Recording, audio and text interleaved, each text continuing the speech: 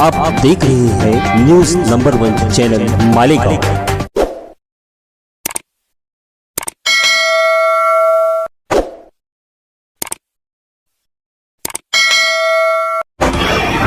मैं हूँ रियाज शाह और आप देख रहे हैं न्यूज नंबर 1 चैनल मालेगांव। आइए नजर डालते हैं कुछ खास खबरों के। बिस्मिल्लाहिर्रहमानिर्रहीम। नहमदुहु व नुसल्ली अला रसूलिहिल करीम, अम्मा बाद। किसी शायर ने कहा है कि थे बालों पर शिकस्ता फज़ा हौसला शिकन, उसका करम के क़ुव्वत परवास पा गए। मैं सबसे पहले अल्लाह रब्बुल आलमीन का शुक्रगुज़ार हूँ कि इंतहाई नामुसाइद हालात में अल्लाह ताला ने इज़्ज़त बख्शी और सबब के दर्जे में उन तमाम सियासी पार्टियों के अहबाब और रफ़क़ा और शहर के सियासी, समाजी, तालीमी शोबों से ताल्लुक़ रखने वाले ज़िम्मेदारान और शहर की आवाम ने मुझे 2009 से 14 तक का मौका दिया था। उसके बाद फिर उन्होंने मुझे दोबारा 2019 से आगे काम करने का मौका दिया। अल्लाह रब्बुल आलमीन की शुक्रगुज़ारी और अपने मुआविनीन व मददगार की शुक्रगुज़ारी के बाद हमारी रियासत के जो हालात हैं वो आपको पता है। जब इलेक्शन का रिज़ल्ट आया तो सूरत हाल ऐसी थी कि जिन दो पार्टियों ने मिल कर के इलेक्शन लड़ा था उनमें इख्तलाफ हुआ और दोनों पार्टियां अलहदा हो गई और सरकार ख़तरे में पड़ गई। सरकार बनना ख़तरे में पड़ गया और हालात इस तरह के समझ में आने लगे जैसे हमारे महाराष्ट्र में अब सदर राज नाफिज होगा। 2-3 महीनों के बाद फिर जो है सरकार बनी और सरकार बनने के बाद पहला जो साल था, जिन हालात से गुज़रे हम लोग, आपको पता है कि सरकार बनने के बाद हमारा सूबा ही नहीं और हमारा मुल्क ही नहीं, पूरी दुनिया कोरोना जैसी वबा से दो चार रही। सरकार के पास खुद पैसा नहीं था और वो 2 साल जिस अंदाज में गुज़रे हैं शहर का एक एक शख्स जानता है। इंतहाई नागुफ्ता बेहालात में शहर की नुमाइंदगी करते हुए हमने कोरोना जैसे मौके पर अपनी जान जोखम में डाल करके नुमाइंदगी का हक़ अदा करने की हत्तल मक़दूर कोशिश की। कोरोना जैसी बीमारी से मैं ख़ुद भी 2-4 हो गया था और अल्लाह ने नई ज़िंदगी दी। हालात कुछ इस तरह के थे कि सांस लेना मुश्किल हो गया था, पैरों पर खड़ा होना मुश्किल हो गया था। रमज़ान का पूरा महीना इन्हीं हालात में गुज़रे। मस्जिदें बंद थीं। हमने कोशिश की मस्जिदों में 5 वक्ता बाजमात नमाज हो और अल्लाह ने हमें कामयाबी दी। और दूसरे लॉकडाउन के अंदर हमने ये सब कुछ होने नहीं दिया और पूरा मुल्क, हमारा पूरा ज़िला बंद था, लेकिन मालेगांव में सेंट्रल हल्का अल्हम्दुलिल्लाह 24 घंटा मामूल के मुताबिक चलता रहा। ये सिर्फ़ अल्लाह रब्बुल आलमीन का करम है। तो मैं शुक्रगुज़ारी के बाद ये बताना चाहता हूँ कि पहला 2-2.5 साल हमारा इस तरह का गुज़रा कि 2 साल कोरोना के नज़र हो गए।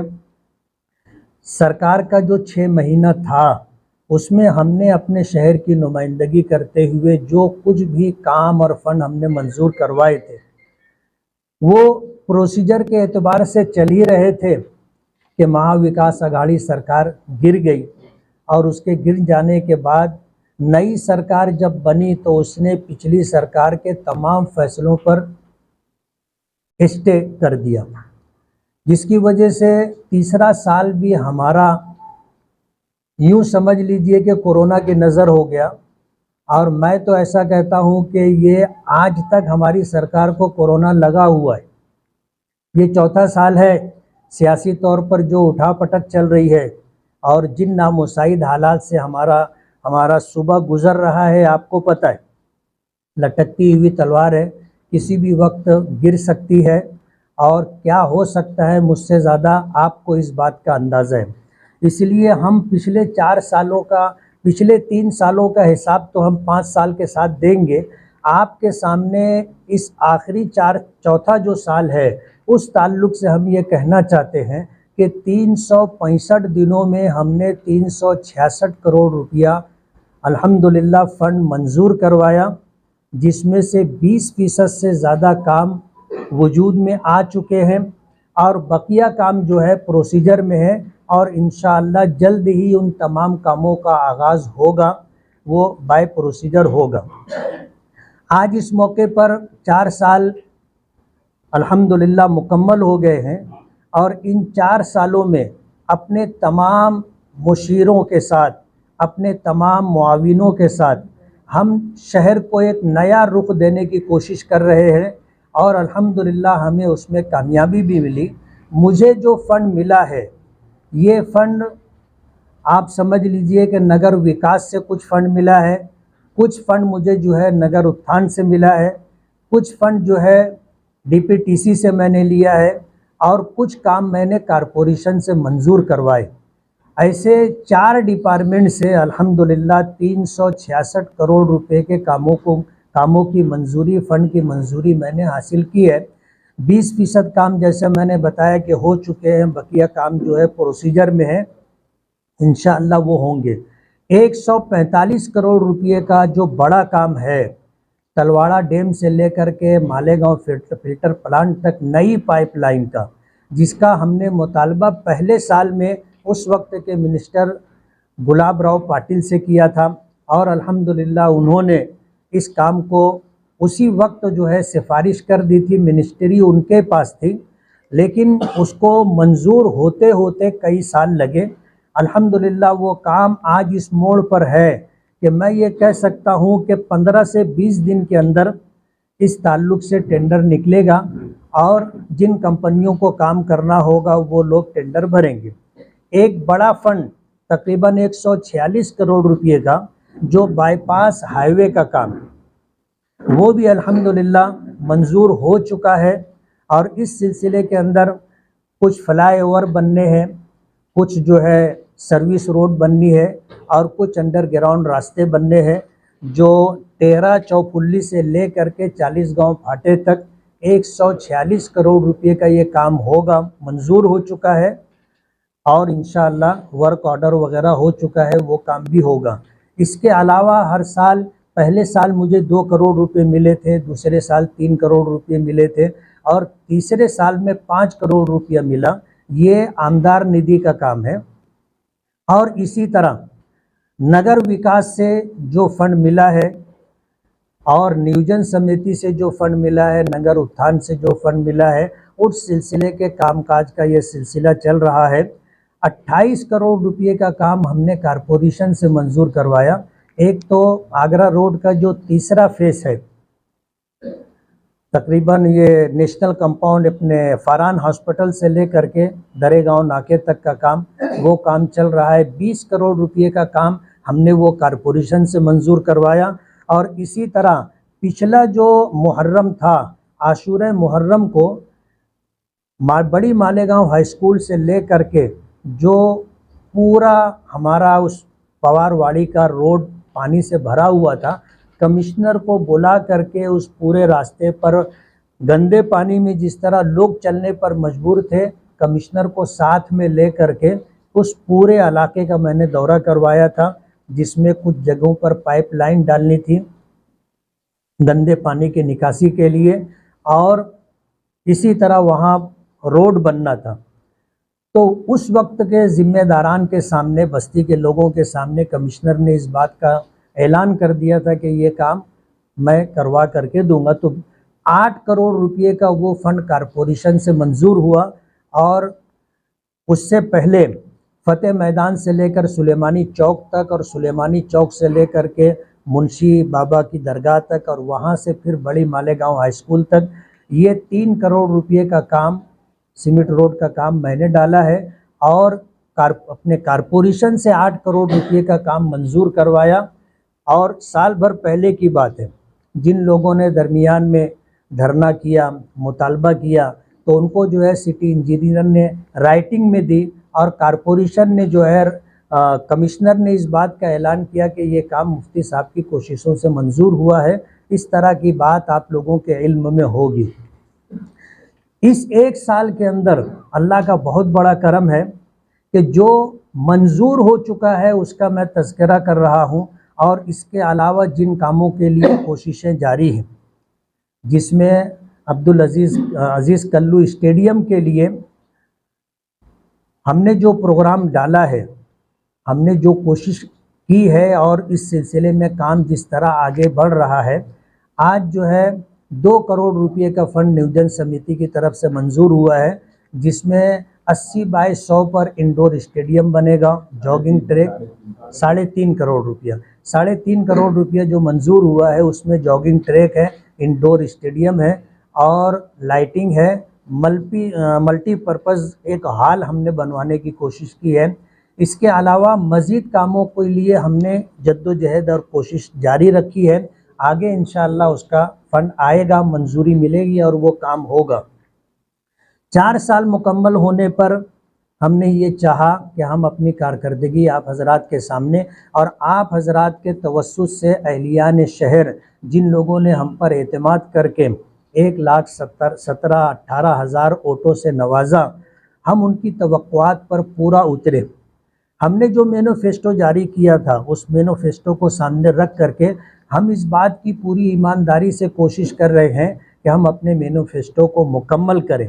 अगर सरकार की ये कोरोना के हालात नहीं आते और सरकार में ये तीसरे साल में सरकार का गिरना और चौथे साल में फिर 2 पार्टियों का 2 टुकड़े होना और नई सरकार का बनना और मौजूदा सरकार पर भी लटकती हुई तलवार है, ऐसे नामुसाइद हालात में अल्लाह ताला का करम था कि AIMIM से चुनकर आने के बाद तमाम पार्टियां इसकी मुखालफत करती और तमाम पार्टियां हम जैसे लोगों को अपनी पॉलिसी के पेश नज़र कोई मदद करने के लिए तैयार नहीं, लेकिन अल्लाह का करम रहा और आप हज़रात की अहलियान शहर की दुआ रही कि हमने इस चौथे साल के अंदर अल्हम्दुलिल्लाह जो काम किया है, माजी में शायद किसी MLA ने 1 साल में इतना काम किया और इतने काम और इतने फ़ंड की मंजूरी करवाई है। अगला 1 साल बाकी है और उस साल के लिए हमारी जो पेशबंदी है और आइंदा साल के लिए हमने जो प्रोग्राम तरतीब दिया है, उस प्रोग्राम के पेश नज़र हम ये चाहेंगे कि अहलियान शहर दुआ करें। उनकी दुआओं से हम कोशिश कर रहे हैं कि हमारे शहर के अंदर पासपोर्ट ऑफिस आ जाए। हम ये कोशिश कर रहे हैं कि बिजली की जो परेशानियां हम लोगों के साथ जुड़ी हुई हैं, यहाँ MPSL के ज़रिए जो फ्रेंचाइजी है, हमें ये उम्मीद और तवक्को थी कि भिवंडी जैसे शहर के अंदर प्राइवेट बिजली कंपनी के आने के बाद जो दुश्वारियां हैं वो ख़त्म हो जाएंगी, लेकिन बिजली कंपनी का जो मामला है, जो सूरत हाल है, वो आपके सामने है। हमारी कोशिश ये है कि ये तमाम बिजली का जो निज़ाम हो वो दुरुस्त हो, और अगर बिजली का ये निज़ाम कंपनी दुरुस्त नहीं कर सकती है तो कंपनी दस्तबरदार हो जाए और मालेगांव से रुखसत हो जाए। हम अपना मसला सरकार से लड़ भिड़ करके हल करेंगे। और इसी के साथ पावर लूम सनत पर जब हालात आए तो पावर लूम तंजीमों के ज़िम्मेदारान को ले करके हमने नुमाइंदगी की। जब ऑनलाइन ये सब्सिडी ख़त्म होने वाली थी कि बिजली सरकार की तरफ से बिजली पर जो सब्सिडी दी जाती है वो सब्सिडी ख़त्म होगी और फिर उसके लिए जो है ऑनलाइन जो है लोगों से फॉर्म भरवाए जा रहे थे, तो Malegaon power loom action committee, संघर्ष कमेटी और इस तरह की जो भी कमेटियां थी, उनके ज़िम्मेदारान को ले जा कर के उस वक्त के मिनिस्टर से हमने बातचीत की और सब्सिडी का वो सिलसिला अल्हम्दुलिल्लाह बहाल हुआ। आपको याद होगा नागपुर अधिवेशन में हमने इस बात की कोशिश की थी कि पर यूनिट कोई एक रेट तय हो जाए, तो 1 रुपया 80 पैसा पर यूनिट साफ़ी इसको मंजूरी मिली थी, लेकिन सरकार के गिर जाने की वजह से वो मामला भी पेंडिंग में चला गया। स्पिनिंग मिल के ज़िम्मेदारों की तरफ से स्पिनिंग मिल के जो मुतालबात थे वो वफ्द ले करके मैं गया था और अल्हम्दुलिल्लाह उस वक्त चंद्रकांत दादा पाटिल और इसी तरह महाराष्ट्र भर के स्पिनिंग मिल के ज़िम्मेदारान की मीटिंग लगी थी। उसमें हमने अपने मुतालबात रखे थे। पिछले हफ्ता जो है कैबिनेट के अंदर मंजूरी ये हुई कि स्पिनिंग मिल वालों पर जो कर्ज़ है उस पर जो इंटरेस्ट आता है, जो ब्याज लगता है बैंक का, 5 साल का ब्याज सरकार भरेगी। पिछले हफ्ते कैबिनेट में ये फैसला लिया गया है। और कोरोना के टाइम के अंदर हमने सिविल हॉस्पिटल के अंदर 20 KL का एक टैंक लगवाया। इसी तरह जो है हमने 500 सिलेंडर की मांग की थी, जिसमें सिर्फ 300 सिलेंडर आए थे। और इसी तरह सिविल हॉस्पिटल के अंदर हमने कोशिश की कि वो सारी सहूलतें दस्तयाब हो जो सिविल हॉस्पिटल में होती है, जिसमें डिजिटल एक्सरे की मशीन आई, इसी तरह जो है डायलिसिस की मशीनें भी हैं, इसी तरह सोनोग्राफी की मशीन है और CT स्कैन है। ये मशीनें अल्हम्दुलिल्लाह शहर में आ गए। हमारी कोशिश ये है कि अब जो है अगली जो एक बड़ी ज़रूरत है हमारे सिविल हॉस्पिटल की, MRI की मशीन वहाँ आए। हमने इस सिलसिले में पिछली महाविकास आघाड़ी में राजेश टोपे साहब से हमने मुतालबा किया था, वो हेल्थ मिनिस्टर थे। उन्होंने हमको आश्वासन दिया था और हमारे लेटर के ऊपर उन्होंने इंडोर्समेंट भी दिया था, लेकिन सरकार गिर जाने की वजह से वो मामला पेंडिंग हो गया। हमारी कोशिश ये है कि आने वाले दिनों में सिविल हॉस्पिटल के अंदर MRI की मशीन भी हम लाएं, ताकि मालेगांव शहर की जो आवाम है और इस तरह जो है परेशानियां होती है MRI के ताल्लुक से, वो परेशानियां भी ख़त्म हो जाए। आइंदा के हमारे ये अज़ाइम है। और TRSS के तहत मरकज़ी सरकार ने महाराष्ट्र को तकरीबन 5000 करोड़ रुपया बिजली की ताल्लुक से दिया है। हमारी कोशिश ये है कि उस सिलसिले में नासिक ज़िले को जो फ़ंड मिलना है उसमें से मालेगांव को एक बड़ा हिस्सा मिले, इस बात की कोशिश की जा रही है। आइंदा आने वाले दिनों में हमारे जो इरादे और अज़ाइम है उसका हमने इज़हार किया, और जो काम हमारे मंजूर हो चुके हैं और फ़ंड भी मंजूर हो चुका है, उन कामों की जल्द से जल्द तकमील हो, इस बात की हम लोग कोशिश कर रहे हैं।